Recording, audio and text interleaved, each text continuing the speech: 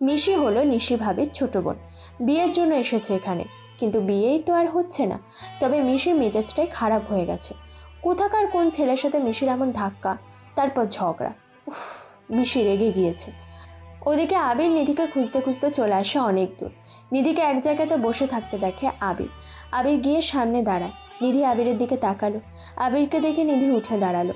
আবির মুখে হাসির ভাব এনে বলল, নিধি, তোকে আমি অনেক বছর আগে থেকেই ভালোবাসি। আমি জানি তুই আমাকে পছন্দ করিস। তোর আমার প্রতি যে কেয়ারনেস, আমার প্রতি তোর যেই আবেগ, সেগুলো আমি বোঝার চেষ্টা করেছি অনেক আগে। কখন খেলাম, কখন বাসায় আসলাম, কখন কি করছিস, সব কিছু খোঁজখবর তুই নিয়েছিস সবার আগে। অসুস্থ হলে তুই পাশে সব সময় থাকতি। তোর আমার প্রতি যে আগ্রহ, যে যত্ন, সেটা আমাকে তোকে ভালোবাসতে বাধ্য করেছে। হ্যাঁ, ঠিকটাই শুনেছিস, আমি তোকে ভালোবাসি নিধি। তোকে কখনো এসব কথা বলবো বা বলতে হবে তা ভাবিনি, কারণ সবসময় মনে হতো এই তো আছিস আমার পাশে, সবসময় তো থাকবি। তাহলে ঘটা করে তোকে প্রপোজ কেন করতে হবে? আমি না এত কিছু ভাবি না, আমার তোকে ভালো লাগে। আমার কি দোষ বল? আমার মন যদি তোকে ভালোবাসে, আমার মন যদি তোকেই চায়, আমার মন যদি তোর সঙ্গ চায়, আমি কি করব? আমার অনুরোধ করেও তোকে চাই, আবার জোর করে হলেও আমি তোকে চাই। চাই মানে চাই। এত কিছু উদাহরণ, এত কিছু করে এত পারফেক্ট হতে পারবো না। আমি তোকে যেভাবে আছিস সেভাবেই চাই, ভালোবাসতে চাই, তোর সাথে থাকতে চাই। চল আমার সাথে। আবির কথাগুলো বলে নিধির হাত ধরল। নিধি মুচকি হাসতে থাকে। নিধির হাসি দেখে আবির খুশি হয়। আবির আরও কিছু বলতে যাবে, তখনই নিধি এক ঝটকাতে আবিরের থেকে নিজের হাত ছাড়িয়ে নিল। আবির অবাক হয়ে নিধির দিকে তাকিয়ে আছে। নিধি বলে, ভালোবাসা? কিসের ভালোবাসা? সবটা তোমার নাটক, সেটা আমি জানি, বুঝেছ? কেউ না জানলেও আমি তোমার নাটকটা বুঝতে পেরেছি। ভালোবাসা মানলাম, কিন্তু এতদিন কেন বলনি? কাউকে নিয়ে পালানোর পরে ভালোবাসি জানাতে এসেছ? সে যদি তোমাকে ধোঁকা না দিত, তাহলে তো এতক্ষণে তাকে নিয়ে সংসার করতে।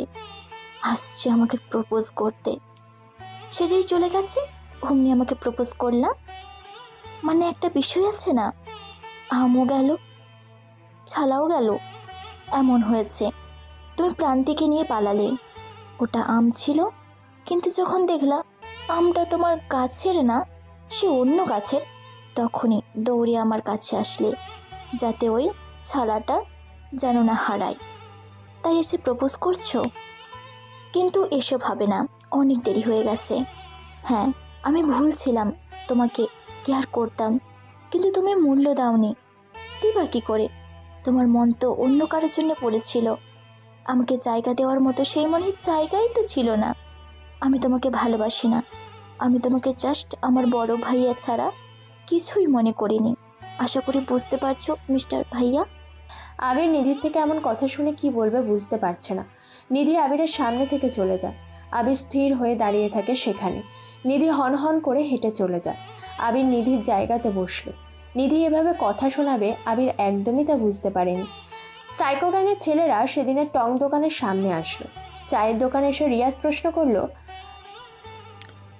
ওই মামা, এখানে কয়দিন আগে যে পিকআপ ভ্যান আর কয়েকটা ছেলের ভিতরে যে ঝামেলা হলো, অ্যাক্সিডেন্ট করলো, সেদিনের ওই ঝামেলা আপনার মনে আছে?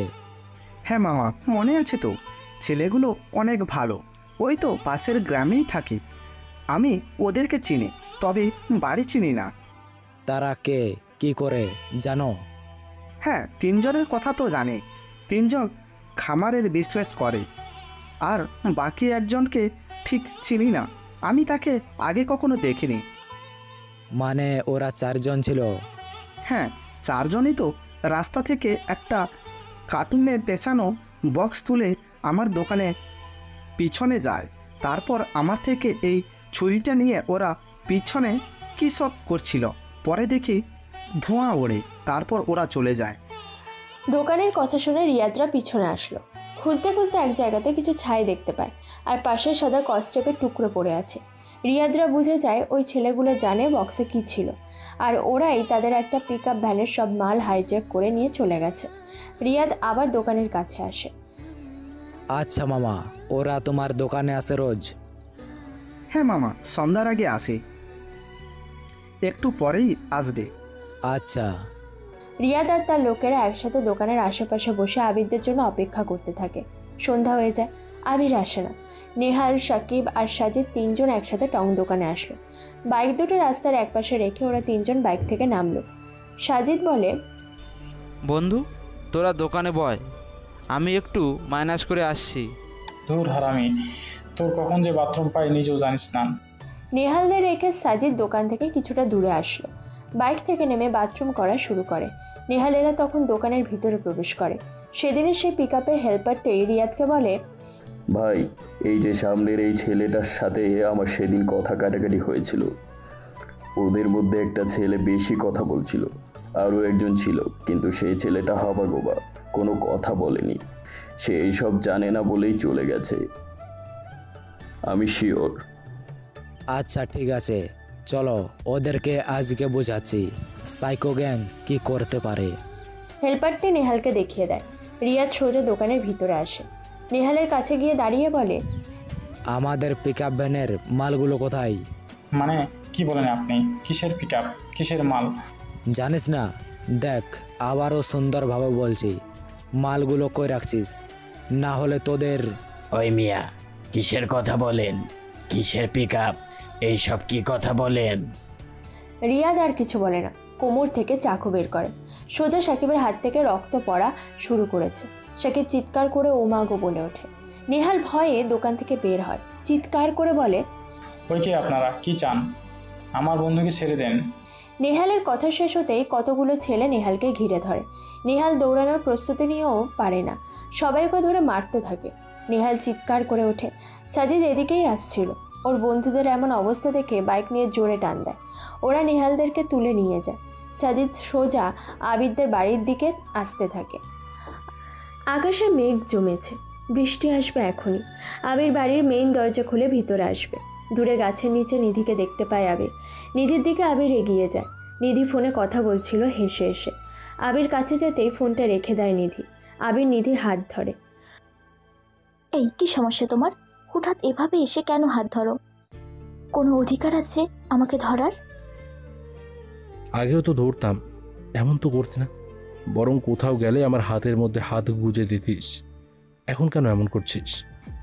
এসব ঢং বাদ দাও তো। আমার তোমাকে ভালো লাগে না। আমার সামনে আসবে না তো। নিধি, তোকে আমি সত্যি অনেক ভালোবাসি রে। আমার সব ভালোবাসা শুধু তোর জন্য। প্রান্তিকে আমি কখনোই ভালোবাসিনি, বিশ্বাস কর। সত্যি আমি পালাতে সাহায্য করেছি। তোদের বাসাতেই ওকে নিয়ে যেতে চেয়েছিলাম। তারপর বাড়ির সবাইকে ডেকে বুঝিয়ে তাদের মেয়েকে তাদের হাতে তুলে দিতাম, কিন্তু মাঝখান থেকে প্রান্তি অন্য কারোর হয়ে গেল। আর তারপর দেখলে তুমি আমাকেও হারালে। তখন এসে প্রপোজ করলা, ভালোবাসার নাটক শুরু করলা। তোমার প্ল্যানটা কিন্তু অনেক সুন্দর ছিল, তবে কাজে লাগলো না। আমাকে পালানোর আগে একবার প্রপোজ করতে পারতে, কিন্তু তুমি করলে না।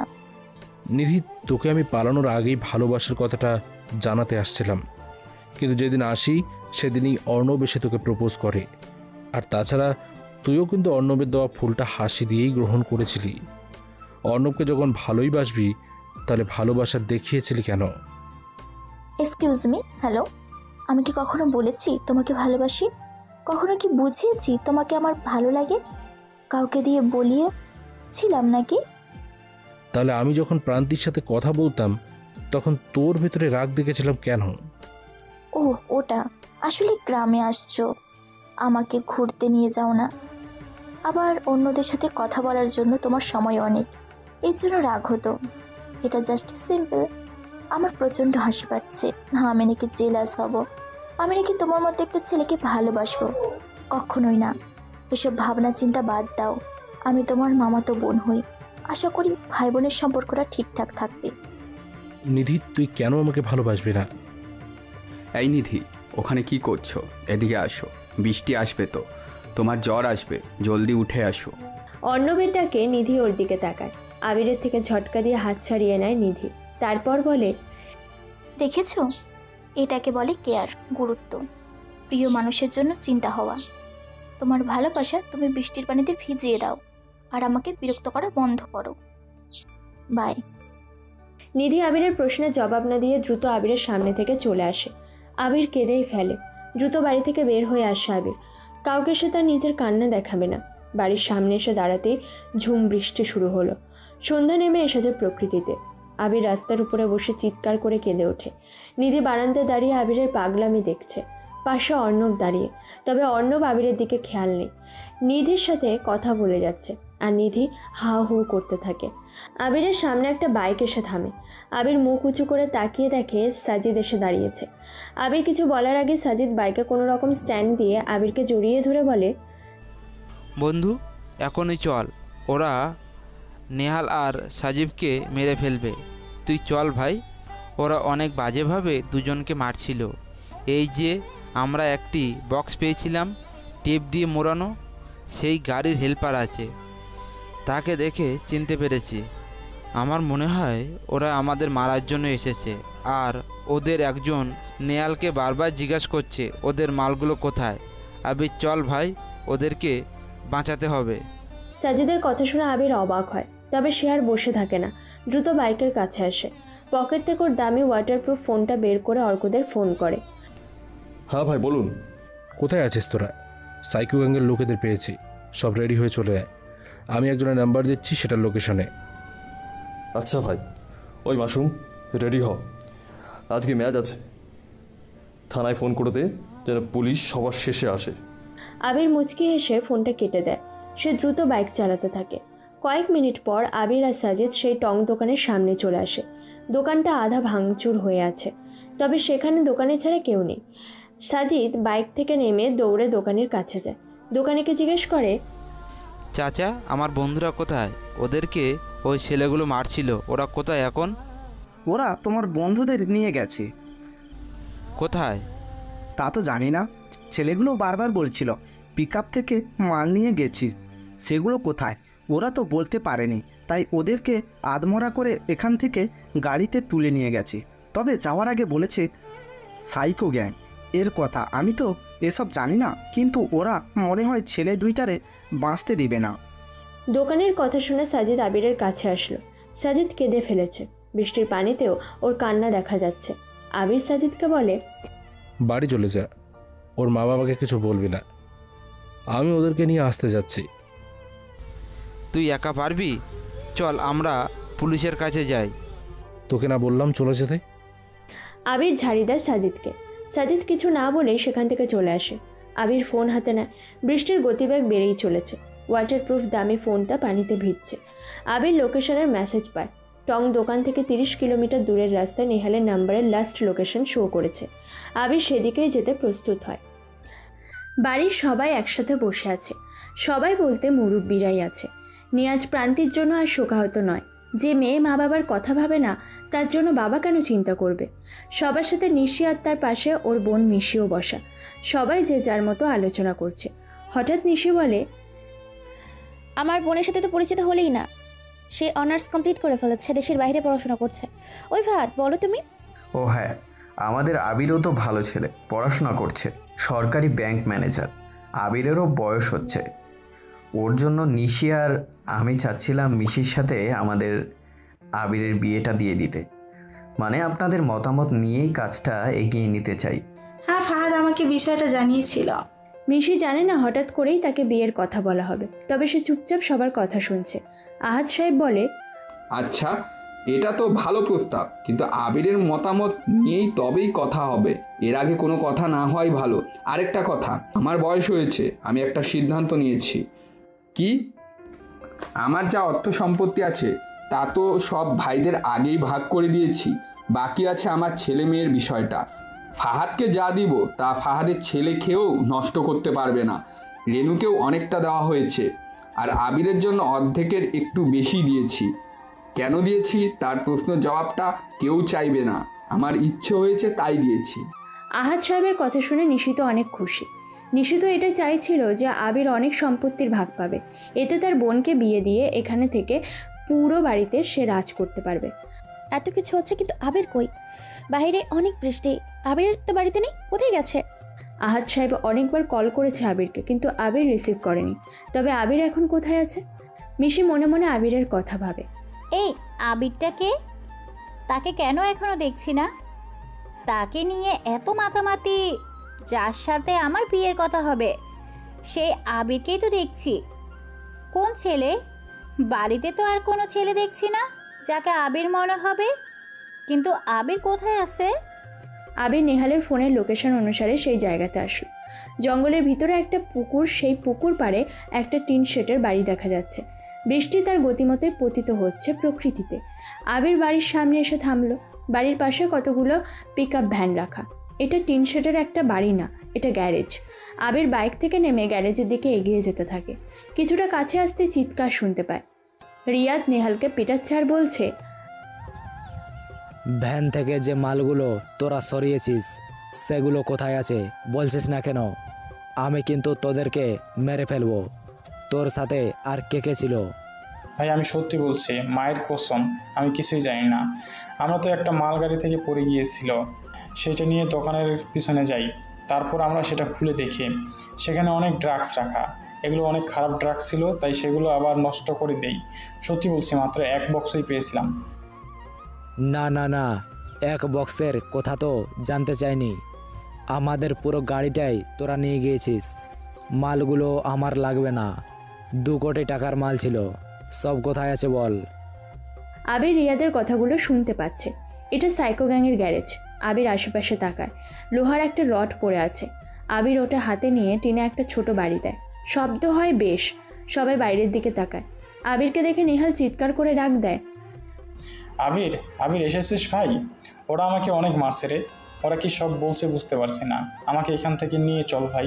সাকিব দেখ অজ্ঞান হয়ে গেছে। ভাই সেদিন ছেলেটাও ছিল, কিন্তু বলেছিলাম না যে এই ছেলেটা হাবাগোবাটাই। দেখো চোখে মুখের দিকে তাকিয়ে ভয় পাচ্ছে সে। ও তাহলে তুইও এদের মধ্যে একজন? ওই যা, ওইটাকেও ধরে পিটা। আমি জানি তোমাদের মাল কারা সরিয়েছে, শুধু শুধু ওদেরকে তুলে আনছেন। তুই জানিস? আরে এটাকেই তো দরকার আমার। এটা কোথায় ছিল রে? আমি সব বলবো, তবে তার আগে শর্ত আছে একটা। আচ্ছা বল, কি শর্ত? নেহালদের ছেড়ে দাও। ওরা কেউ কিছুই জানে না, সব কিছু আমি জানি। আমি চাইলে যারা তোমাদের মাল সরিয়েছে ওদেরকে এখানেও ডাকতে পারি। বাহ, এটাই তো কাজের ছেলে। ওই এই বলদ দুইটারে ছেড়ে দে। এদেরকে মেরে হাত নষ্ট করার কোনো মানে নেই। ঠিক আছে ভাই। নেহালদের ছেড়ে দেওয়া হয়। আবিরের কাছে আসে সে। আবিরকে ফিসফিস করে বলে, সারা মানুষ চিনে না, তোকে বলে নাকি হাবাগোবা। দোস্ত সাবধানে, ওদের কাছে অনেক দামি অস্ত্রও আছে। যা করবি বুঝে শুনে। ওরা কিন্তু সাইকো গ্যাংয়ের লোক। এখান থেকে বের হয়ে পিছনে তাকাবি না। সাজিদের বাইক আছে, নিয়ে চলে যা। নেহাল আর দাঁড়ায় না, সাকিবকে নিয়ে চলে আসে বাইরে। দ্রুত বাইক নিয়ে সেখান থেকে বের হয়। আবির একটা চেয়ারে এসে বসলো। আবিরের দিকে তাকিয়েছে রিয়াদ। আবির বলে, আমি জানি কারা সাইকো গ্যাংয়ের মালগুলো সরিয়েছে। কারা? জলদি বল। ডার্ক নাইট গ্যাংয়ের ছেলেরা। ওরা আমাকে দেখেছিল। আমি পালাতে যাই, তখন ওরা আমাকে তাদের নাম্বার দিয়ে বলে সাইকো গ্যাং যেখানে আছে খোঁজ পেলে কল দিতে। ইয়েস, এটাই তো চাচ্ছিলাম। এখনই কল দে। ওরা অনেক ডেঞ্জারাস। আমাকে দেখলে ওরা আমাকে মেরে ফেলবে। আমি ওদেরকে লোকেশন বলে দিলেই চলে আসবে। আপনারা সবাই রেডি আছেন? হ্যাঁ, আমরা রেডি। ফোন কর। আবির বসা থেকে উঠে দাঁড়ালো। ফোন হাতে নিয়ে অর্কদের কল করে লোকেশন জানিয়ে দেয়। আবির গ্যারেজের দরজার কাছে আসে। রিয়াদকে বলে, ভাই ডার্ক নাইট গ্যাং চলে এসেছে। আমি যাচ্ছি, সাবধানে থাকবেন। ওরা অনেক ভয়ঙ্কর। যা যা, ওদের ব্যবস্থা আমি করছি। যা ভাগ বেটা ভেতু ছেলে। আবির সেখান থেকে চলে আসে। 5 মিনিট পর অর্ক আসে গ্যারেজের ভিতরে। গায়ে কালো ড্রেস, তবে মুখটা খোলা আছে। অর্ককে দেখে রিয়াদ শব্দ করে হাসলো। রিয়াদের পাশে দাঁড়িয়ে থাকা হাসিবকে বলে, ওই হাসিব, তোরা দেখ, এই পিচ্ছি দেখতে ছেলেটা নাকি ডার্ক গ্যাংয়ের লিডার। হ্যাংলা পাতলা ছেলে আসছে আমার সামনে। একে মারবো কোথায় আর ওরে মেরে ফেলবো কোথায়? ড্রাগসের পরিমাণ ছিল 50 কেজি, যা কোটি টাকার মাল। সেগুলো কিভাবে হাতছাড়া করব? ব্ল্যাক মার্কেটে এটার চাহিদা বেশ আকর্ষণীয়। তোর নাম তো রাকিব, তাই না? কত কোটি টাকার মালিক জানো তুই? ও, তুই তো আবার সাইকো গ্যাংয়ের চামচা। তুই তো জাস্ট বেতনভুক্ত কুত্তা, যাকে সাইকো লিডার টাকা দিয়ে পুষে রাখছে। কি ভাবছিস তোর ব্যাপারে আমরা কিছুই জানি না? আরে গাধা, সবই জানি। তুই তো সামান্য ট্রাম কার্ড রে পাগলা। শোন, তুই যে দোকানে সারাদিন ছিলি, এসে খোঁজ খবর নিয়েছিলি, সেসব আমরা আগে থেকে জানি যে তুই এখানে আসবি। মানে দোকানে যে তুই আসবি সেটা আমরা জানি, বাকিটা ওই ছেলেগুলোই করেছে। ছেলেগুলোর উপরেও নজর ছিল, পিছু নিতে নিতে তোদের এখানে এসে পৌঁছেছে। তোরা আমাকে ডাকিসনি, আমি বরং ট্রাপে তোদেরকে এখানে নিয়ে এসেছি। এখন বল, তোরা কি চাস, মাল নাকি জীবন? অর্কের কথা শুনে রিয়াদের মুখের হাসিটা চলে গিয়েছে। রিয়াদ অবাক হয়ে অর্কের দিকে তাকিয়ে আছে। রিয়াদ এখন বুঝতে পারছে ডার্ক গ্যাং কোনো সাধারণ কেউ না, না হলে তারা কখনো এভাবে ওপেন কথা বলা, তাদের মাল সরানোর সাহস দেখাতে পারতো না। রিয়াদ অবশ্য অর্ককে খুব সহজভাবেই দেখছিল। রিয়াদ বলে, ভয় পাইনি রে তোর হুমকি দে, তবে মজা পাইছি। এই প্রথম কোনো গ্যাংয়ের লোক সাইকো গ্যাংয়ের সামনে বসে তাদের কোটি টাকার মাল সরিয়ে উল্টো হুমকি দিল। তুই তো জানিস না আমরা তোকে কি কি করতে পারি। কি করবি? তোদের সবার কাছে পিস্তল আছে, তাদের 10টা করে বুলেট ভরা। কোনো ব্যাপার না, আছিস 10 জন পোলাপান নিয়ে। আমি তোকে চিনি রে পাগলা, কিন্তু তুই জানিস না আমি কে। তোকে সামনে বসিয়ে তোকে নিয়ে খেলা করব, তুই তা বুঝতেও পারবি না। সময় থাকতে বল তোর লিডারকে। ও, তার মানে তুই জানিস আমার উপরেও লিডার আছে? না, ভালো, আমি ইমপ্রেসড। তবে ভয় পাচ্ছি না রে। তোরা জানিস না কি ভুল করেছিস। ওই তোরা দাঁড়িয়ে আছিস কেন? ওই সালার মার। অর্ক মুচকি হাসল। তবে রিয়াদের কথা শুনে ওর লোকেরা অর্কের দিকে এগিয়ে আসতে থাকে। অর্ক শব্দ করে হাসল, আর তখনই কয়েকটা স্নাইপারের গুলি এসে লাগলো রিয়াদের লোকের উপর। সাথে সাথে ওরা সেখানে পড়ে যায়, রক্ত বের হতে থাকে। রিয়াদ ভয় পায়। যতটা অর্ককে সহজ ভেবে নিয়েছিল, অর্ক অতটাও সহজ না। অর্কের কানে ব্লুটুথ, গাড়ির ভিতরে আবির বসা, অর্কের শার্টের বোতামে ক্যামেরা রাখা। আবির অর্ককে বলে, রিয়াদ ভয় পাচ্ছে, ওর ওপরেও কিন্তু সাইকো গ্যাংয়ের নজর আছে। ওর হাতের দিকে তাকাও, ও কিছু একটা সিগন্যাল দিচ্ছে। দেখো, আঙ্গুল উঁচু করছে। ওর সাথে ফাইট না নিয়ে কথা বলো, যা খুশি বলো, ওর সাথে গল্প করতে থাকো। কি রে, ভয় পেয়েছিস? তোকে না বলেছি তুই আমাকে চিনিস না? বস চেয়ারে, তোর সাথে কথা বলি শোন। সাইকো গ্যাং আজ থেকে 7 বছর ধরে এই ড্রাগসের বিজনেস করছে। সব কিছু আমরা জেনে এখানে এসেছি। আমরা কে তুই তা জানতেও পারবি না যতক্ষণ না আমরা তোকে নিজে থেকে জানানোর সুযোগ দেব। দেখ, তোকে ভালোভাবে বলছি, মালগুলো কোথায় রেখেছিস? যদি বেঁচে থাকিস তাহলে টাকাগুলো কোথায়? টাকাগুলো দে, আমরা চলে যাচ্ছি। কোনোটাই তো দিব না, তোর সাথে তো খেলবো রে। তোর বসকে ফোন কর, ডাক এখানে আসুক, কথা বলি। আমার কোনো বস নেই, টাকা কোথায় বল এখনই। অর্ক, তোমার কোমরে পিস্তল দিয়ে রিয়াদের পাশের ছেলেটিকে শ্যুট করো, তারপর দেখবা দাবার গুটি চেঞ্জ হয়ে গেছে। বলবি না তাহলে তোর বসকে? আমি কিন্তু তোকে মেরে ফেলতে পারি। অর্ক উঠে দাঁড়ায়, কোমর থেকে পিস্তল বের করে গুলি চালালো হাসিবের কপাল সোজা। হাসিব পড়ে যায় গুলি খেয়ে। অর্ক আবার আগের জায়গাতে গিয়ে বসে, অর্কের হাতে পিস্তল রাখা। অর্ক চুপচাপ বসে আছে চেয়ারে। রিয়াদ ভয়ের দৃষ্টিতে তাকিয়ে আছে। এখন সময় আছে, মাল নাকি জীবন? এই, তুই চিনিস না আমাকে, আমি কিন্তু তোকে সেকেন্ড চান্স দেব না। তাই নাকি? ওকে, রেডি ফর ফাইট। অর্ক উঠে আসে। রিয়াদের দিকে পিস্তল তাক করতে একটা গাড়ির শব্দ শোনা যায়। আবির অর্ককে থামিয়ে দেয়। অর্ক চুপচাপ দাঁড়ালো। রিয়াদ পিছনে তাকায়, কারো আসার শব্দ শুনতে পায় সে। অর্ক ঘুরে দেখে একটা বাঘের মুখোশ পরে কতগুলো ছেলে ভিতরে প্রবেশ করে। অর্কের পিছনে এসে দাঁড়ায়। অর্ক তাকাতেই অর্কের দিকে একটা ছেলে পিস্তল তাক করে ধরল। আরেকটা ছেলে এসে অর্কের হাত থেকে পিস্তলটা কেড়ে নেয়। তারপর রিয়াদ এগিয়ে এসে অর্কের পায়ে লোহার রড দিয়ে জোরে একটা বাড়ি দিল। অর্ক চেয়ারের উপরে গিয়ে পড়ে। অর্ক চিৎকার দেয় না, তবে মুখের ভাব দেখে বলে দেওয়া যায় যে অর্ক প্রচণ্ড ব্যথা পেয়েছে। রিয়াদ অর্ককে ইচ্ছামতো লাথি মারতে শুরু করে। তারপর অর্ককে টেনে তুলে চেয়ারে বসায় সে। অর্কের গালে 2-3টে ঘুষিয়ে দিল রিয়াদ। অর্কের গাল ফেটে রক্ত বের হতে শুরু করলো। অর্কের গাল এক হাত দিয়ে চেপে ধরে রিয়াদ বলল, সালা সুর বাচ্চা, তুই মারবি সাইকো গ্যাংয়ের লোকদের? তোর পেছনে এত জোর, তুই বলিস প্ল্যান করে এখানে আসছিস। দেখি তোর প্ল্যান কি, তোকে কে এসে বাঁচিয়ে নিয়ে যায় দেখবো আমি। তুই বড্ড বোকা রে চান্দু। প্ল্যান করলাম আমরা, লোক ডাকলি তুই, ভাবছিস ভয় পাবো? ওরে বাবা রে, ভয় পেয়েছি রে। এই সুয়ার, তোকে আমি বাঁচিয়ে রাখবো না রে। তুই আমাদের মালগুলো খেয়ে দিছস, তোকে আমি বাঁচতে দিব না রে। তুই বল, মাফ চাইবি নাকি মরবি? রিয়াদ, রিল্যাক্স। সাইকো গ্যাংয়ের সামনে পড়ে কেউ কখনো বাঁচতে পারেনি, আর ও তো নিজে থেকে এসেছে আমাদের কাছে। তাকে একটু আদর যত্ন সোহাগ কর। কথাটা মাস্ক পরা একটা ছেলে বলল। অবশ্য ওই ছেলেটাকে লিডার মনে হয়েছে, কিন্তু সে কে? সে কথাগুলো বলতে বলতে একটা চেয়ারে এসে বসলো। টেবিলের উপরে থাকা মদের বোতল থেকে গ্লাসে মদ ঢেলে তাতে আইস দিয়ে নাড়াতে লাগলেন। রিয়াদ একটা পিস্তল হাতে নিয়ে অর্কের দিকে তাকিয়ে বলল, ভাই, এইটার সাথে আর কি খেলবো? আমি তো এর খেয়ে ফেলবো। আপনি খালি বলেন কিভাবে মারবো রে।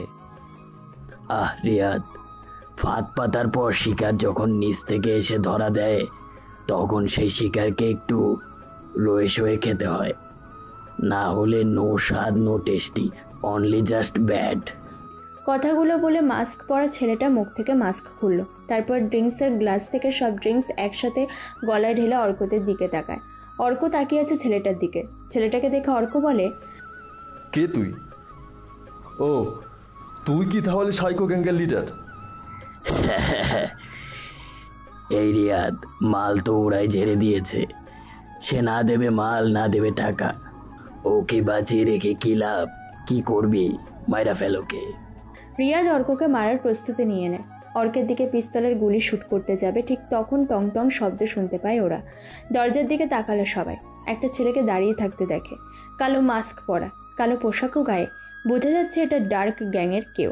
ছেলেটা আস্তে আস্তে হেঁটে আসে ওদের দিকে। অর্কের পিছনে দাঁড়িয়ে লিডার ছেলেটার দিকে তাকিয়ে ছেলেটা বলে, কিরে প্রান্তির হবুবর সাজিদ, তুই তো শালা সবখানেই আছিস। লিডার ছেলেটি যে কিনা রিয়াদকে বাঁচাতে এসেছে সে হলো প্রান্তির হবুবর, অর্থাৎ প্রান্তিকে এই সাজিদের সাথে বিয়ে দিতে চেয়েছিল প্রান্তির বাবা। কিন্তু ছেলেটা যে খারাপ এটা আবির জানত, আর এতটা খারাপ সেটা আবির বুঝতে পারেনি। সাজিদকে চিনতে পেরেছে সে। ছেলেটা নিজের মুখ থেকে মাস্কটা সরাতে সাজিদ বলল, আবির, তুই এখানে কিভাবে? পুলিশ না তোকে তুলে নিয়ে গিয়েছিল? তাহলে তুই এখানে কি করছিস? এখানে সে কি করবে? সেই তো ডার্ক গ্যাংয়ের খবর দিল। আমরা সাধারণ 2টা পোলাকে তুলে আনছিলাম। তারপর আবির নিজ থেকে এসেই বলে যে সে নাকি দেখেছে কারা আমাদের মাল নিয়ে গিয়েছিল। আমি ওদেরকে ডাকতে বলি, তারপরে যে এই চেয়ার বসা ছেলেটা আছে। ও নো, তুই আবিরকে চিনিস না? ওই মাল বহুত হারামি। ওকে আগে আবির সাজিদের পুরো কথা শেষ করতে দেয় না। নিজের কোমর থেকে পিস্তল নিয়ে সোজা সাজিদের কপালে গুলি করে। সাজিদের কপাল ফুটো হয়ে গুলি চলে যায় পিছনের টিন শেটের দেয়ালে, আর সাজিদ ধুম করে নিচে মাটিতে পড়ে যায়। রিয়াদ ভয়ে কাঁপতে শুরু করে। আবির রিয়াদের কাছে এগিয়ে আসে। কি ভেবেছিলি আমি হাবাগোবা? আমি শালা তোর সামনেই তোর বেড়ে দেবো, তুই নিজেও জানতে পারবি না। চলো, ওই মাসুম ভিতরে আসো। আবির মাসুমকে জোরে ভিতরে আসতে বলে। মাসুম সহ অনেকগুলো পুলিশ সেখানে এসে দাঁড়ালো। রিয়াদ এসব দেখে আরও বেশি ভয় পায়। মাসুম এসে রিয়াদের হাতে জোরে হাতুড়ি দিয়ে বাড়ি দিল। তারপর ওর থেকে পিস্তলটা নিয়ে সে পিস্তলের পিছনের অংশ দিয়ে জোরে আরও একটা বাড়ি দেয় মাসুম। রিয়াদ ফ্লোরে পড়ে যায়। আবির ওকে টেনে তুলে বলে, এটাকে জায়গা মতো তুলে নিয়ে বেঁধে রাখো। আর সিয়াম, তোর হাতের আংটিটা খুলে এখানে রাখ। সাইকো গ্যাংয়ের লিডার এসে দেখবে। মানে সাইকো গ্যাংয়ের লিডার তো শেষ, এই যে গুলি খেয়ে পড়ে আছে? না, সে সাইকো গ্যাংয়ের লিডার না, মাস্টার মাইন্ড আরও একজন আছে। সাজিদ ও রিয়াদের মতো একজন টাকায় কাজ করা পাবলিক। কারণ সাইকো গ্যাংয়ের যে লোগো আছে সেটা রিয়াদের বাম হাতের কবজির ওপরে। সাজিদেরও আছে। যারা সাইকোর লোক তারা সবাই বাম হাতে লোগোটা ইউজ করছে। কেন মনে হলো এমন? সেদিন যে হেল্পারদের দেখলাম পিক আপ ভ্যানে, ওদেরও বাম পাশের লোগো ব্যবহার। বাম পাশের সাথে সাইকো গ্যাংয়ের একটা মিল আছে। যতদূর মনে হচ্ছে হয় সাইকো গ্যাং বাম সাইডে নির্ভর করছে, নয়তো এটা এমনিতে। তবে বেশি চান্স আছে লিডার বাম হাতি আর সাজিদ রিয়াদ এরা ডান হাতি, তাই এরা কেউই লিডার না। নিয়ে যাও রিয়াদকে। আবিরের কথা শুনে সিয়াম মাসুম সব করলো। সিয়াম আবিরের কথা মতো তার আংটি ফেলে চলে যায়। আবিরের মাথায় কি চলছে সেটা ওরা বুঝতে পারে না, তবে আবির যেহেতু বলেছে তাই করতেই হবে। তারপর আবিরের মন খারাপ অনেক। পুকুর পাড়ে আসলো সে। বৃষ্টি পড়ছে তার আপন গতিতে। আবির পুকুর পাড়ের ঘাসের উপরে বসলো। পাড়ে ঘাসের উপরে শুয়ে থাকে আবির। ভালোবাসা একটা অদ্ভুত জিনিস। রিলেশনশিপে ভালোবাসা, প্রেম এগুলো আবার বিয়ের আগে বেশি আবহমান হয়ে চলে, কারণ দুইজন আলাদা থাকে, দুজন সময় বুঝে কথা বলে। এগুলো বিয়ের আগের ব্যাপার, কিন্তু বিয়ের পর সেই প্রেম ভালোবাসাটা গুরুত্বের থেকে টাকাকে প্রাধান্য দেওয়া হয়। ভালো থাকতে টাকা লাগে। আবিরের তো এখন সব আছে, তাহলে ভালোবাসা নেই কেন? সবাই তো তাকে ভুল বুঝেছে, ভুল বুঝেই চলেছে আবিরকে। কিন্তু আবির কি করবে? মানুষ ভুল বুঝলে বেশ ভালোই লাগে, তবে নিধি আরও বেশি ভুল বুঝেছে আবিরকে। তাই সিদ্ধান্ত নিয়ে নেয় সে দেশের বাইরে চলে যাবে। আবির আর থাকবে না। পকেট থেকে ফোন বের করে দেখে অফ হয়ে গেছে, হয়তো চার্জ শেষ, নয়তো বৃষ্টির পানিতে অফ, অন হচ্ছে না। আবির ফোন পকেটে রেখে মাথার নিচে 2 হাত দিয়ে আকাশের দিকে তাকিয়ে বিদ্যুৎ চমকানি দেখছে, আর ওর পিঠের নিচ দিয়ে উঁচু জায়গার পানি পুকুরের দিকে গড়িয়ে পড়ছে। আবিরের এখন অনেক কাজ। 8 বছর আগে যখন সে ঢাকার বাস স্ট্যান্ডে এসে নামে, তখনও সে ওর মামার বাসাতে যাবে কি যাবে না ভাবতে থাকে। ফুটপাত দিয়ে আবির হাঁটছিল, মাথা নিচু করে হাঁটে সে। তখন রাত 3টে বাজে। ঢাকা শহর রাত 3টে মানে বলা যায় সন্ধ্যা। এখানকার মানুষেরা তো দিনে ঘুমায়, রাতে কাজ করে। আবির এক কাঁধে ব্যাগ ঝুলিয়ে যাচ্ছে। হঠাৎ শুনতে পায়, আমার মাইয়াডারে সাইরা দে, ও অনেক ছোট, ওরে আর তোরা কষ্ট দিস না, আমার মাইয়াডা আর বাঁচবো না রে। আবির কান পাতে সেদিকে। একটা মেয়ের গোঙানির শব্দ কানে আসে আবিরের। কেউ যেন মেয়েটার মুখ খুব শক্ত করে আটকে ধরে চেপে রেখেছে। আবির এগিয়ে যায়।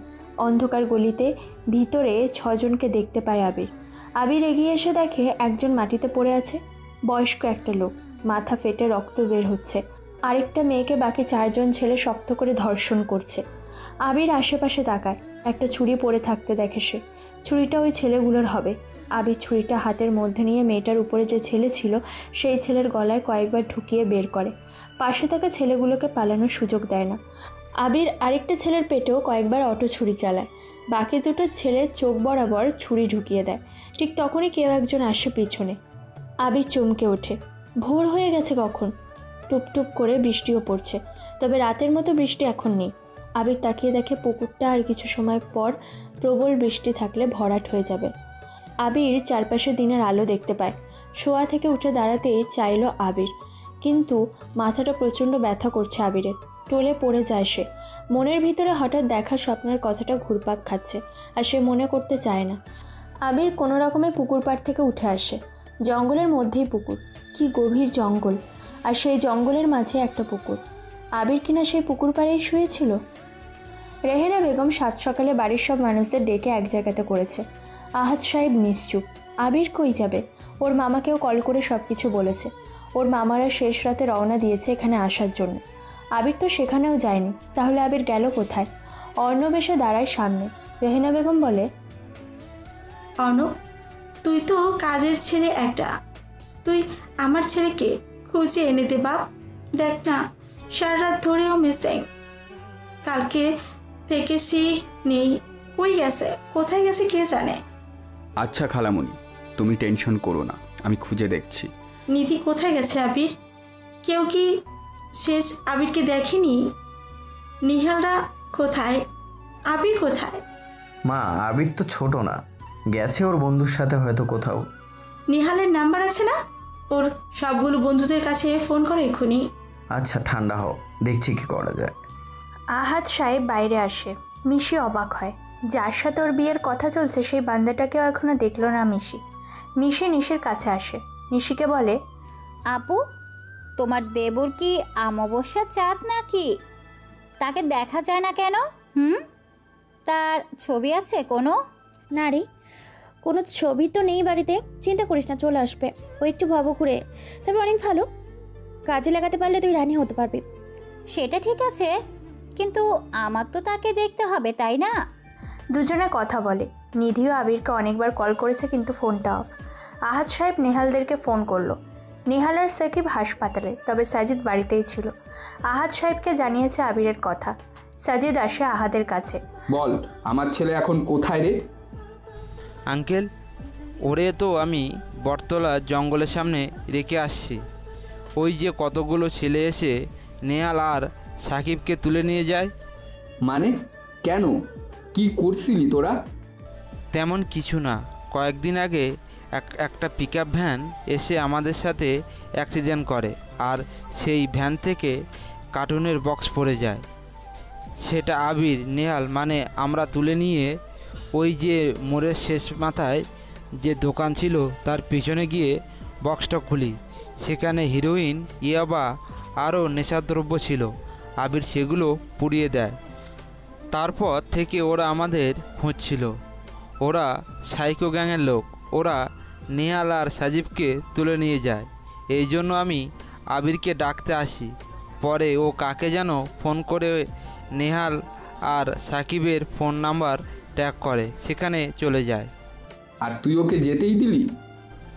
আমি তো ছাড়ছিলাম না, কিন্তু আবির অনেক বকা দিয়ে ভয় দেখিয়ে আমাকে পাঠিয়ে দেয়।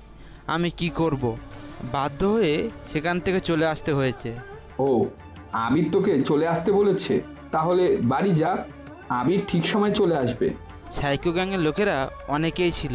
আঙ্কেল, চলেন না আমরা একটু সেখানে যাই। মন কেমন করছে যদি আবিরের কিছু হয়ে থাকে। আরে ধুর, যে গ্যাংই হোক না কেন, আবিরকে তো চিনিস না। যা, বাড়ি যা, আমি এখন রিল্যাক্স। আহাদ সাহেব আর সাজিদ কথা বলছিল। এমন সময় বাড়ির মেন গেটে গাড়ির হর্ন শুনতে পায় ওরা। 3 বার বেশ লম্বা করেই গাড়ির হর্ন বাজাতে থাকে। আহাদ গিয়ে দ্রুত গেট খুলল। কালো দামি একটা গাড়ি থেকে আবির নামে। চোখ মুখ লাল হয়ে আছে আবিরের, শরীরটা বেশ দুর্বল। আহাদ আর সাজিদ গিয়ে ধরে আবিরকে। আবির, কোথায় ছিলি ভাই? তোর জন্য কত টেনশন হচ্ছিল জানিস? নেহাল, সাকিব ওরা ফিরেছে, অথচ তোর কোনো খোঁজ নেই। কি হয়েছে, তুই ঠিক আছিস? ঠিক আছে, গায়ে প্রচণ্ড জ্বর, এই আর কি। আমাকে কল করতে এগিয়ে যেতাম। নিজেই তো আসতে পারছি। স্যার, আমি চলে যাব? হ্যাঁ, যাও। গাড়িটা নিয়ে ড্রাইভার চলে গেল সেখান থেকে। আরিতা বারান্দায় ছিল। আবিরকে আসতে দেখে দৌড়ে নিচে চলে আসে। রেহেনা বেগম তাড়াতাড়ি দরজা খুলে দেয়। আবিরকে সাজিদ আর আহাদ দুজনে ধরে ভিতরে নিয়ে আসতে থাকে। রেহেনা বেগম দৌড়ে এসে আবিরকে জড়িয়ে ধরে বলে, বাবা কেমন আছিস? ঠিক আছিস? কি রে, তোর গায়ে তো দেখি অনেক জ্বর, চোখ মুখের কি অবস্থা করেছিস? ডাক্তার ডাকো আবিরের বাবা, এখনই নিয়ে আসো ডাক্তার। আঙ্কেল, আপনি আবিরকে নিয়ে যান, আমি যাচ্ছি ডাক্তারকে নিয়ে আসতে। নিশি আর মিশি দুজন এতক্ষণ এখানেই ছিল। আবির মিসিং দেখে ওরা রুমে চলে যায়। আবিরকে ভিতরে নিয়ে সোজা নিজের রুমে নিয়ে আসলো।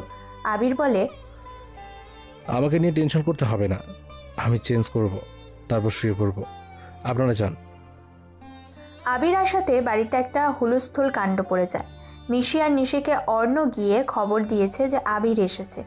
ওনারাও দুজনে আসে, কিন্তু ততক্ষণে আবির তার রুমের দরজা লাগিয়ে ওয়াশরুমে চলে যায়। মিশি বলে, ওহ শিট, এখনো তোমার দেবরকে দেখতে পারলাম না ভাবি। ধ্যাত, ওনার সাথে মনে হয় না আমার আর দেখা হবে। আরে হবে। কিছু সময় পর ডাক্তার আসে। আবির দরজা খুলে দেয়। জ্বর মেপে নেয় ডাক্তার। 104 ডিগ্রি জ্বর আবিরের। বিছানায় শুয়ে চোখ বন্ধ করে আছে। ডাক্তার জ্বর মেপে মেডিসিন দিয়ে চলে যায় সেখান থেকে। সকাল পেরিয়ে দুপুর আসে। আরিতা সবসময় আবিরের পাশেই ছিল। আবিরের মাথায় জলপট্টি দিচ্ছিল বারবার। কিন্তু নিধি আসে দুপুরের পর। আবির ঘুমাচ্ছে। আবিরকে দেখেই নিধি কেঁদে ফেলেছে। আবির এতটা অসুস্থ, অথচ সে আজ আবিরের পাশে নেই। আবিরের কপালে হাত রাখে নিধি।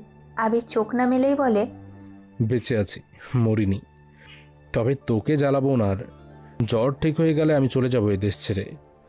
আমি যে জিনিস চেয়েও পাইনি, সেই জিনিসের জন্য আমি বাড়ি, গ্রাম, শহর, দেশও ছাড়তে পারি। আবির ভাইয়া, কি বলে তুমি এসব? যা রুম থেকে, দরজাটা আটকে দিস, রুমে কারো প্রবেশ নিষেধ। তুমি আমার স্পর্শ পেয়ে টের পেলে আমি এসেছি? তোর স্পর্শ আমার থেকে কেউ চিনবে না বেশি। যদিও এখন তোর হাত ধরে রাখার মানুষের অভাব নেই। যা তো রুম থেকে। নিধি আর কিছু বলল না, সে দ্রুত রুম থেকে বের হয়ে যায়। নিধির চোখে পানি টলমল করছে। নিধি বুঝতে পারছে না সে কি করবে। কিসের একটা ইগো বারবার আবিরকে ঘৃণা করতে বাধ্য করছে নিধি। নিধি চাইলেও আবিরের কাছে যেতে পারছে না। নিধি চাইলেও আবিরকে অনেক অনেক না বলা কথা বলতে পারছে না। সব কিছুই যেন এখন নাগালের বাইরে চলে গেছে। নিধি তবুও আবিরের কথা ভাবে। আবিরের কথা ভেবে ওর মন কেঁদে ওঠে। এটা কি ভালোবাসা নাকি সিম্প্যাথি? নিধি নিজেও জানে না। 4 দিন কেটে যায়। আহাদ সাহেব নিয়াজকে কল করেছে, বাসায় ডেকেছে, কিন্তু নিয়াজের কোনো পাত্তা নেই। আর্জেন্ট ডাকার পিছনে কারণ হলো প্রান্তি। প্রান্তি আহাদকে কল করে অনেক কান্নাকাটি করেছে, কিন্তু আহাদ যতবার প্রশ্ন করেছে কি হয়েছে, প্রান্তি তার আনসার না দিয়ে কেঁদেই গিয়েছে। আহাদ সাহেব বুঝতে পারে না তার কি করা উচিত, তাই সে নিয়াজকে কল করেছে। ফোন হাতে নিয়ে দাঁড়ানো, হঠাৎ আবার ফোন বেজে ওঠে আহাদের। স্ক্রিনে তাকিয়ে দেখে আবিরের কল। রিসিভ করে সে। কি হয়েছে আবির? কল দিয়েছে? মাকে ডাকেন তো, সবাইকে ডাকেন। ড্রয়িং রুমে বসেন, আমি আসছি। আমারও একটা কথা বলতে হবে, আসো তাহলে নিচে। আচ্ছা, আগে আপনার কথা শুনবো। আবির ফোন কেটে দেয়। আহাদ রুমের ভিতরে আসে। বাড়ির সবাইকে ডাক দেন তিনি। সবাই এসে চারপাশে বসলো, মাঝখানে একটা চেয়ার রাখা। ফরহাদ বলল, কি হয়েছে ভাই, ডাকলে যে হঠাৎ? আছে দরকার, আবির আসবে, ডাকতে বলেছে। ও আচ্ছা। আবির 4 দিন পর একদম সুস্থ হয়ে গেছে। আবির ডার্ক ব্লু কালারের টি শার্ট পরে চুলগুলো সাইজ করে চোখে চশমা পরে নিল। একটু ছেঁড়া ছেঁড়া স্টাইলের প্যান্ট পরে নিচে আসলো। সিঁড়ি দিয়ে নিচে নামছে আবির। রেহেনা বেগম বলে, ওই তো আবির আসছে। সবাই আবিরের দিকে তাকায়। মিশিও তাকালো। যার সাথে ওর বিয়ের কথা তাকে আজকে দেখছে, তবে মিশি ছেলেটাকে চিনতে পারে। প্রথম যেদিন এখানে এসেছিল আবিরের সাথেই ওর ঝামেলা হয়। আবিরকে দেখে নিশিকে বলে, এই কাওয়ারটাই কি তোমার দেবর? আরে কি বলিস রে, ভালো ছেলে, চুপ থাক বেয়াদব। কিন্তু আপু, ও অনেক বেয়াদব। চুপ করবি তুই? জানিস না কিছু, ভুলভাল বলিস, চুপ করে বস। আবির এসে মাঝখানে চেয়ারে বসে। নিধির দিকে তাকিয়ে আছে আবির। নিধির পাশে অর্ণব দাঁড়ানো। অর্ণব থাকে সবসময় নিধির পাশে। আবির বসেই আহাদকে বলে, কি যেন বলবেন আপনি? তোমার মা বলবে কথাটা। রেহানা বলো। আসলে আবির, তুই তো অনেক বড় হয়ে গিয়েছিস, অনেক কিছু জানিস এখন, বুঝিসও। তোকে বোঝানো তো এখন আর পসিবল না, তবে তোকে একটা কথা বলার ছিল, জানি না তুই কিভাবে নিবি। বলে ফেলো, এত ভাবার কিছু নেই। দেখ, তোর বাবার বয়স হয়ে গেছে, আর কত দিক সামলাবে বল। এবার তো একটা দায়িত্ব নিতে হবে, তাই না? আর তাছাড়া সেই দায়িত্বের পাশাপাশি আরও একটা কাজ করতে হবে। মানে বলতে চাচ্ছ যে আমি বাবার বিজনেস দেখব? হ্যাঁ দেখবা, কোনো সমস্যা আছে? কিন্তু ভাই এটা কি বলো, আবির এসব সামলাবে কেন? আমরা আছি তো, আমরা সব বুঝে নেব। এসবে আবিরের কোনো দরকার নেই। আর তাছাড়া আমরা তো বেঁচে আছি এখনো, আমাদের কত দায়িত্ব সব আমরা পালন করি। তুমি সব সময় ঘরে শুয়ে বসে থাকবা। চুপ থাক তোরা।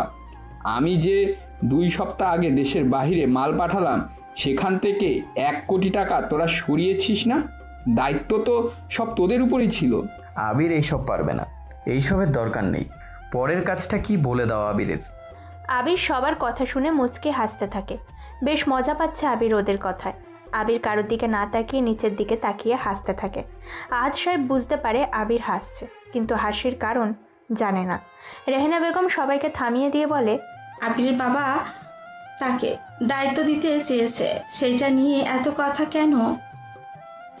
আর তাছাড়া সে বড় হয়েছে, কেন পারবে না সামলাতে? আর আমি যেটা বলতে চাচ্ছিলাম, আবির বড় হয়েছিস, এবার বিয়ের কথা ভাব। প্রান্তির সাথে যা হয়েছে সেটা বাদ দিয়ে আমি বলতে চাচ্ছি তোকে বিয়ে দিব। মেয়েও আমরা দেখছি। আবির রেহেনা বেগমের দিকে তাকালো। তারপর আবির রেহেনা বেগমের দিকে তাকালো। রেহেনা বেগম তার মতো করে কথাগুলো বলে গিয়েছে। আবির নিধির দিকে তাকালো। আবির কোনো কথাই বলছে না। হঠাৎ দরজার কলিং বেল বাজার শব্দ শুনতে পায় ওরা। আরিতা গিয়ে দরজা খুলে দিল।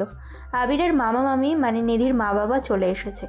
ওনাদের সাথে আহাদ আলাপ সেরে বসতে দিলেন সোফাতে। আহাদ সাহেব বলেন, আবির, তোমার মামা মামিও আসছে, তাদের সামনেই সব কথা হোক, তারা কি বলে শুনবে। আবির, তুই তো 4 দিন আগে বাসায় ছিলি না। সেই দিন আমরা এমন আলোচনাতে বসেছিলাম, তখন তোর বিয়ে নিয়ে কথা বলা হয়। তবে তার আগে বাবা আরও একটা বিষয় নিয়ে কথা বলে, আর সেটা হলো বাবা বলেছে ওনার যা সম্পত্তি আছে তার অর্ধেক উনি তোকে দিয়ে দেবে। যাই হোক, ওটা অন্য কথা।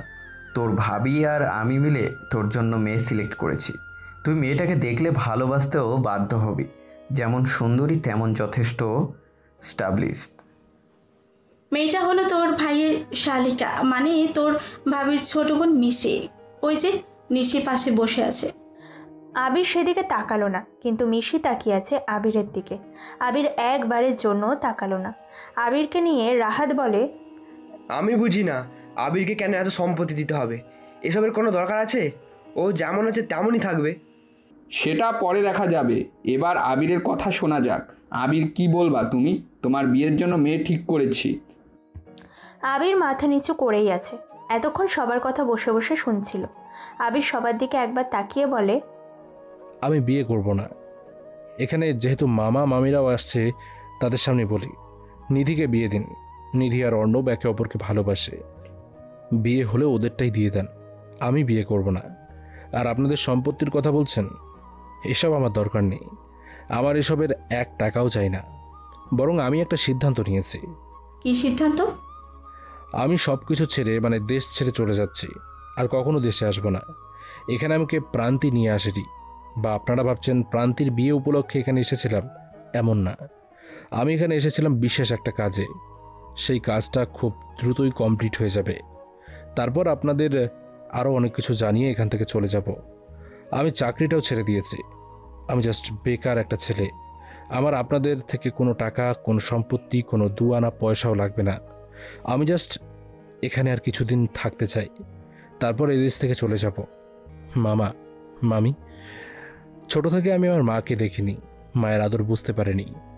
মামিকে, প্রান্তির মাকে, রেহানা বেগমকে নিজের মা হিসেবে দেখেছি। মায়ের জায়গাতে ওনারা আমাকে অনেক আদর ভালোবাসা দিয়েছে। এই জন্য তাদের প্রতি আমি কৃতজ্ঞ। তবে বেশি দিন আর আমার জ্বালাতন সহ্য করতে হবে না। কিছুদিন এখানে আমাকে থাকতেই হবে। আবির কথাগুলো বলে থামলো। বসা থেকে উঠে দাঁড়ালো। নিধি আর অর্ণবের দিকে তাকালো সে। নিধির দিকে তাকিয়ে মুচকি হাসলো আবির। মনে মনে বলে, যে আমার না তাকে চাইবও না, যে আমার হবেই তাকে আমি 1000বার চাইব। আবির বাইরে চলে আসে। পিছন থেকে কারো ডাকার শব্দ শুনতে পায় আবির। ঘুরে তাকিয়ে দেখে নিধি দাঁড়ানো। আবির থামলো। কিছু বলবি? তুমি এটা কি করলে? কেন তুমি সবার সামনে বললে আমার আর অর্ণবের কথা? পৃথিবীতে সবাই প্রেমে পড়ে, আর প্রেম সবার পূর্ণতা দিতে আসে না। আমার সামনে তোদের প্রেমটা পূর্ণতা পাক, এটা চাই। তাই সবাইকে জানিয়ে দিলাম, ছেলে ভালো, তোকে ভালোবাসে, তোকে গুরুত্ব দেয়, তোর পছন্দের গুরুত্ব দেয়, তোর জন্য ফুল নিয়ে আসে, ড্রেস চুজ করে দেয়। সব মিলিয়ে মেয়েরা চায় লয়াল একটা ছেলে। তুই তার উপরে ইচ্ছে করে রাগ দেখিয়ে থাকতে পারবি। সে তোর রাগ ভাঙাতে কত কত চেষ্টা করবে ধৈর্য নিয়ে। এই জন্য ওই ছেলেটা তোর জন্য পারফেক্ট। আর আসল কথা হলো, ওই ছেলেটাকেই তো তুইও ভালোবাসিস। তাহলে মন খারাপ কেন? বরং আমাকে তো ধন্যবাদ দেওয়া উচিত, তাই না? অনেক কথা বলে তুমি। আমি কখনো বলেছি আমি অর্ণবকে ভালোবাসি? সে তো তোকে ভালোবাসে। শোন, তাকেই গ্রহণ করা উচিত, বা তার সাথেই থাকা উচিত যে তোকে ভালোবাসে। আর মানুষ তো গুরুত্বে আটকায়, সম্মানে, শ্রদ্ধা, স্নেহে আটকায়, যেটা ও তোর প্রতি বেশি দেখাতে পারবে। মোট কথা, ও তোকে ভালোবাসে, আর ও সেই ভালোবাসাকে গুরুত্ব দিতে পারবে। He is a best guy for you. সে ভালোবাসে, আর তুমি ভালোবাসো না? আবির নিধির কথা শুনে শব্দ করে হাসলো। নিধির অনেক রাগ লাগছে আবিরের হাসি দেখে। আবির বলে, আমি কারো পছন্দকে গুরুত্ব দিতে পারি না। আবির আর দাঁড়ালো না। হনহন করে হেঁটে বাইরে আসে। আর বাইরে আসতেই পিছন থেকে কেউ একজন হকি স্টিক দিয়ে আবিরের মাথায় জোরে বাড়ি দেয়। আবির পড়ে যেতে থাকে মাটিতে। চোখ বন্ধ করার আগে কতগুলো ছেলেকে সে দেখতে পায়। ছেলেগুলো এসে আবিরকে ধরে গাড়িতে তোলে। তারপর, আপু তোর দেবর নিজেকে কি ভাবে? আমার দিকে না তাকিয়েই বলে আমাকে নাকি সে বিয়ে করবে না। এত ভাব তার? মিশির কথায় নিশি এগিয়ে আসে। নিশি বলে, ঠিক করেছে, ও পুরাই পাগল। ওর মতো ছেলের সাথে আমার বোনকে বিয়ে দিচ্ছি, এটাই তো অনেক। ও নিজের বাবার দেওয়ার সম্পত্তি নিতে চায় না, তার কাছে কেন আমার বোনকে বিয়ে দিব? আবার নাকি চাকরিও ছেড়ে দিয়েছে। কি বলো আপু তুমি? তার মানে তুমি সম্পত্তির টাকার জন্যই কি আবিরের সাথে আমায় বিয়ে দিতে চেয়েছিলে? হ্যাঁ, তা নয় তো কে? ওই ফকিরনির সাথে আমার বোনের বিয়ে দিব না। কিন্তু আমার তো এই ছেলেকে লাগবে। এই ছেলে যখন এতগুলো সম্পত্তি ছাড়তে পারে, সে আসলেই বড় মনের ছেলে। চুপ কর, আবিরের আশেপাশে না তোকে না দেখি। মিশি বেরিয়ে আসে, আবিরের খোঁজ নিতে থাকে, কিন্তু আবির তো মিসিং, সে নেই। নিধি বাইরে বসে কাঁদছে। নিধির মা আসে নিধির পাশে। নিধিকে কাঁদতে দেখে তিনি বললেন, কি রে, কাঁদিস কেন? কি হয়েছে তোর? আম্মু, আমি অর্ণবকে বিয়ে করব না, প্লিজ তোমরা রাজি হইও না, আমি বিয়ে করব না। কেন, কি হয়েছে? বিয়ে করবি না কেন? আবির তো বলেছে ছেলেটা ভালো, তোকে ভালোবাসে।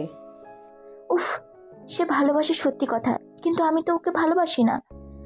আমি এ কি করলাম? রাগ দেখাতে গিয়ে আমি আবির ভাইয়াকে হারতে চলেছি। আমি পারবো না অন্য কাউকে বিয়ে করতে। মানে কি বলিস তুই? আমি আবিরকে ভালোবাসি আম্মু, অনেক আগে থেকে পছন্দ করতাম, কিন্তু কখনো ওকে বলিনি। এখানে আসার পর আবির আর প্রান্তির বিষয়টা দেখে আমি অনেক ডিপ্রেসড হয়ে যাই। কি করব, মাথা ঠিক থাকতো না। এর মধ্যে অর্ণব আমাকে প্রপোজ করে, আমি না করে দিয়েছিলাম। বলেছিলাম আবিরকে ভালোবাসি, তবে সে যেন আবিরের জেলাস ফিল করানোর জন্য বন্ধু হয়ে থাকতে পারে। আমরা শুধুই বন্ধু, এর বেশি কিছু না। তাহলে এখন কি হবে? আবির জি মনে হয় না তোকেও বিয়ে করবে। ওর মনে চাপা কষ্ট দিয়ে বলছে দেশের বাইরে চলে যাবে। তার মানে ওকে কেউ আটকাতে পারবে না? না আম্মু, আমি পারবো, আমাকে পারতেই হবে। ওকে কোথাও যেতে দেব না আমি। আবিরকে এনে দাও আম্মু, আমি ওকে ছাড়া কোথাও বিয়ে করতে পারবো না। আচ্ছা দেখি আবিরের সাথে কথা বলে। এখন তুই শান্ত হ মা, কাঁদিস না, আমি আছি তো। নিধি ওর মাকে জড়িয়ে ধরে। আবিরকে একটা গোডাউনের মধ্যে নিয়ে আসে, চেয়ারে দড়ি দিয়ে বাঁধে। তারপর এক বালতি পানি আবিরের মুখের উপরে ছুঁড়ে মারতেই আবিরের জ্ঞান ফিরল। সে দেখতে পায় সামনে একটা ছেলে বালতি হাতে দাঁড়ানো। হঠাৎ কানে এলো, আবির স্যার, আপনিও এখানে? আবির ঘুরে তাকায়। অর্ক কথাটা বলল। আবির আরেক পাশে তাকায়। সিয়াম মাসুমকেও দেখতে পায় সে। তার মানে ওরা সবাই এখানেই আছে। সামনে বালতি হাতে ছেলেটা সরে যেতেই একজনকে চেয়ারে বসে সিগারেট টানতে দেখে আবির। ডান হাতে সিগারেট ধরে টেনে যাচ্ছে। আবিরের চোখ যায় হাতের দিকে। অর্কও তাকিয়ে আছে সেদিকে। অর্ক বলে, স্যার, এর বাম হাতে সাইকো গ্যাংয়ের লোগো, তার মানে কি এটা সাইকো গ্যাংয়ের লিডার? না, এটাও লিডার না, তবে সাইকো গ্যাং ভালো করেই জানে আমরা কারা। আমাদেরকে সে চিনে ফেলেছে, এই জন্য সে এখনও সামনে আসছে না। তবে ভাবছি সাইকো গ্যাং জানলো কিভাবে আমাদেরকে, আমার বাড়ি থেকেই বা কিভাবে চিনে তুলে আনলো। এটা যদি সাইকো গ্যাং লিডার না হয় তাহলে সে কে? কিন্তু এটা কোনো লিডার না। সাইকো গ্যাং বাম হাতি, লোগোতে একটা হাত দেখা যায় যেটা বাম হাতকে নির্দেশ করে। যে বসে আছে সামনে সে ডান হাত দিয়ে সিগারেট খাচ্ছে, তার মানে এটাও লিডার না, লিডার হবে বাম হাতি। আমাদেরকে তুলে আনা হয়েছে ট্র্যাপে ফেলে। সেই ট্র্যাপটা হলো রিয়াদ। সাজিদ আর রিয়াদ মিলে গ্যাং লিডারকে খবর দিয়েছে। যদিও এটাই চাচ্ছিলাম, তবে হঠাৎ করে তুলে আনলো সে। কি চায়ও? আচ্ছা বুঝলাম, কিন্তু আপনাকে চিনব কিভাবে? সেদিন রুমে তো আমরাই ছিলাম, আর তো কেউ জীবিত ছিল না। আমার মনে হয় সে আপনার পরিচিত, বা আপনি তাকে চিনেন। আপনার চেনা পরিচিত কেউ বাম হাত ইউজ করে?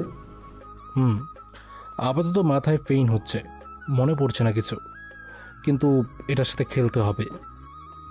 আবিরের দিকে তাকিয়ে আছে লোকটা, মুখে কালো মাস্ক পরা। লোকটার চেহারা দেখা যাচ্ছে না।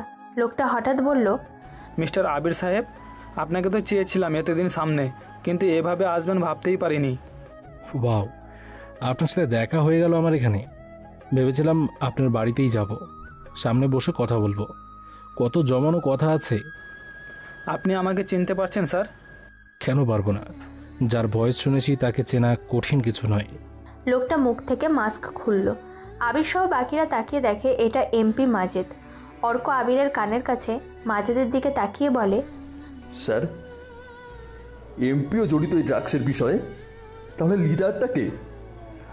আমি তো শিওর ছিলাম এই সব কিছুর পিছনে এমপি মাজেদই থাকবে। ওর টাকা সম্পদের পরিমাণ সেটাই বলে। আপনার যুক্তিতে যদি এই না হয় তাহলে আসলে কালপিটটা কে?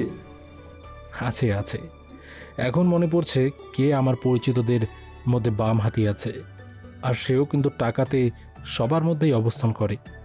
কি ব্যাপার, দুজনে কি ফিস করছেন?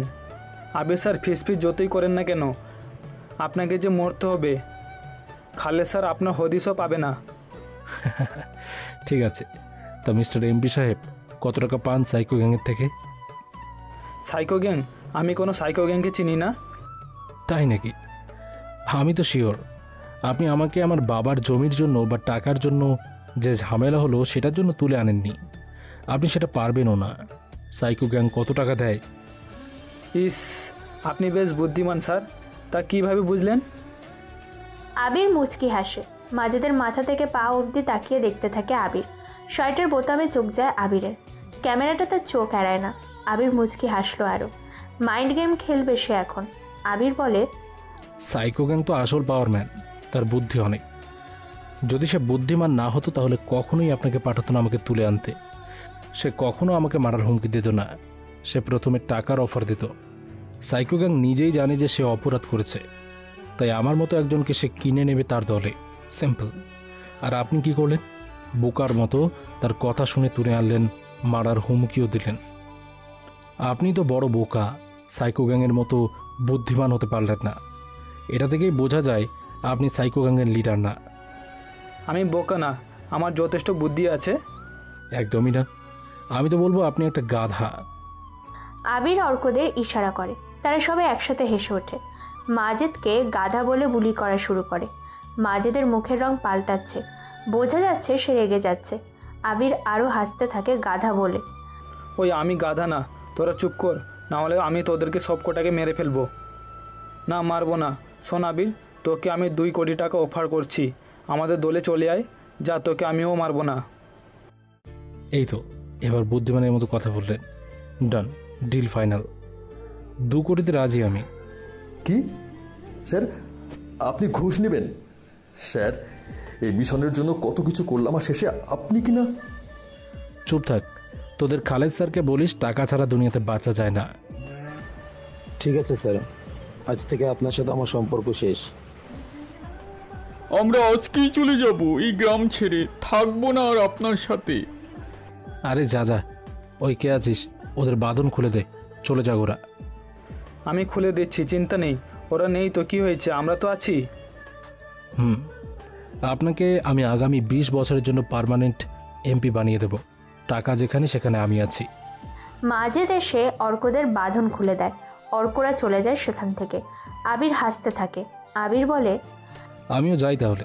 লিডারকে বলবেন এসব নিয়ে আর চিন্তা না করতে। আমি এখন আপনাদের দলে, আর টাকাটা পরে নেব। আছি তো আমরা।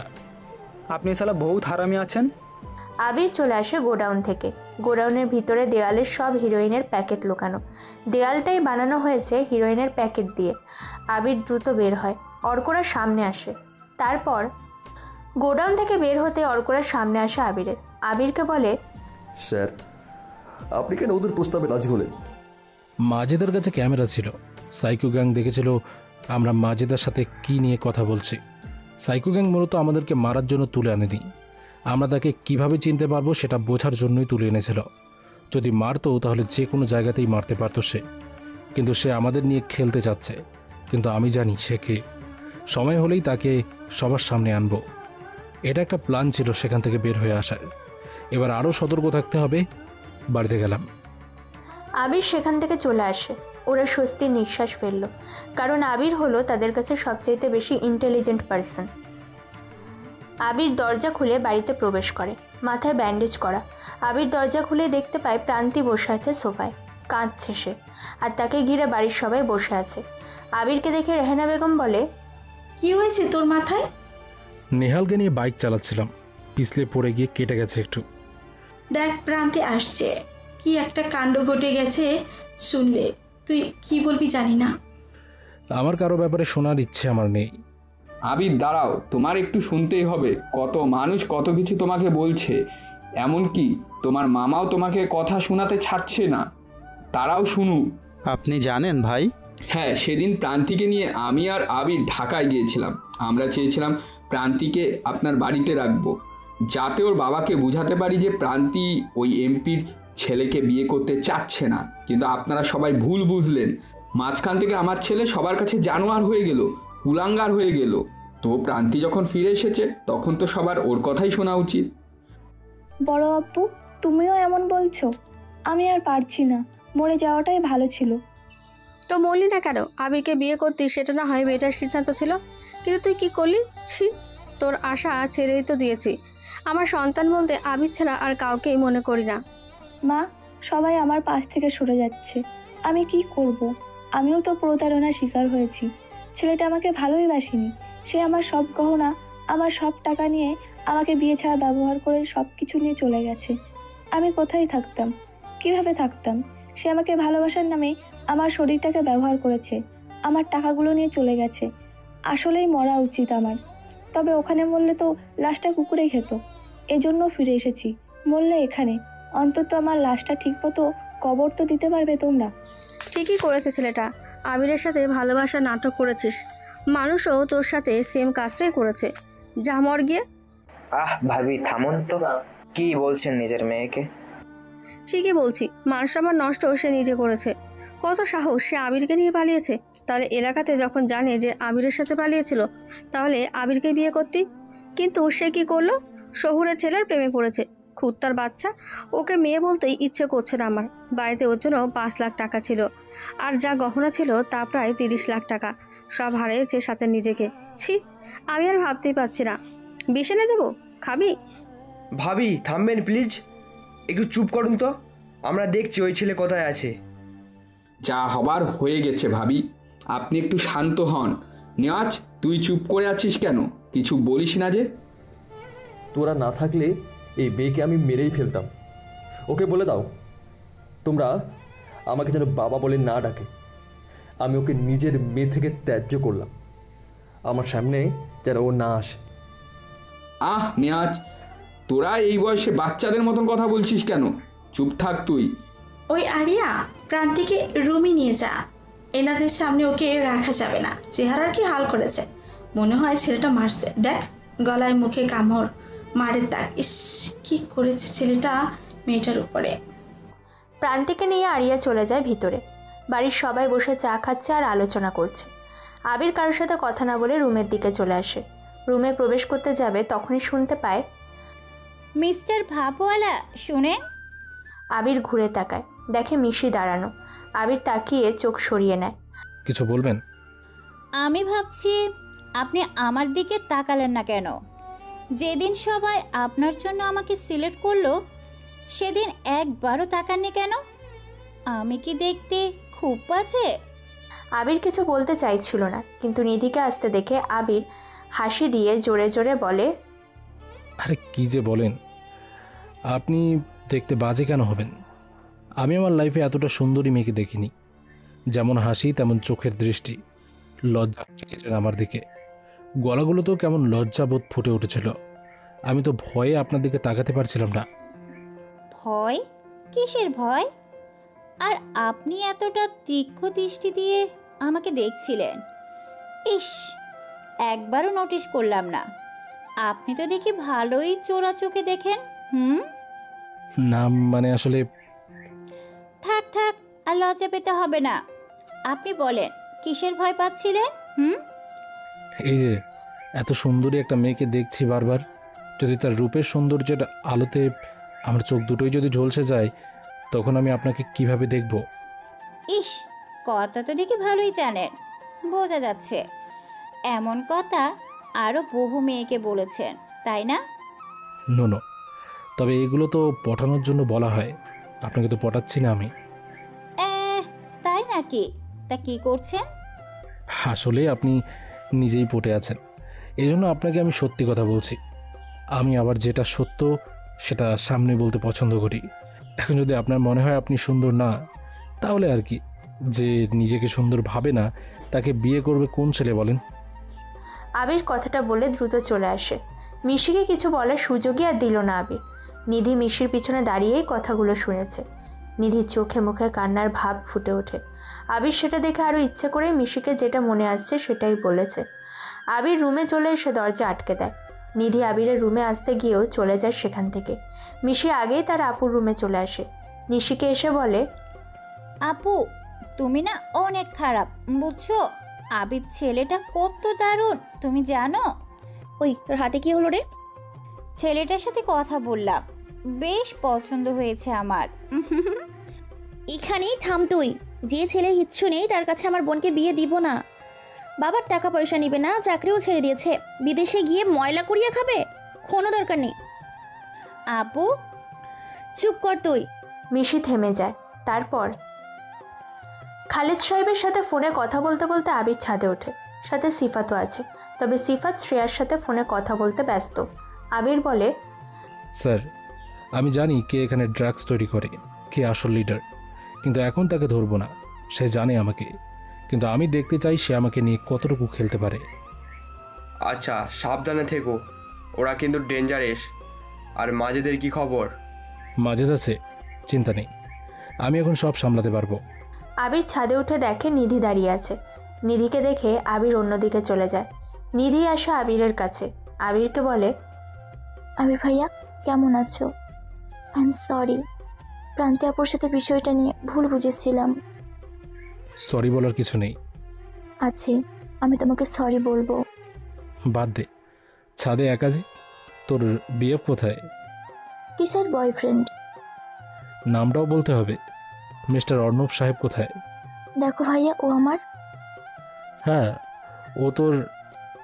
জানি আমি, বলা লাগবে না, থাক, নিচে যাচ্ছি। কথা তো পুরোটা শুনবা, এমন করছো কেন? কারো বিষয়ে শোনার ইচ্ছে আমার নেই।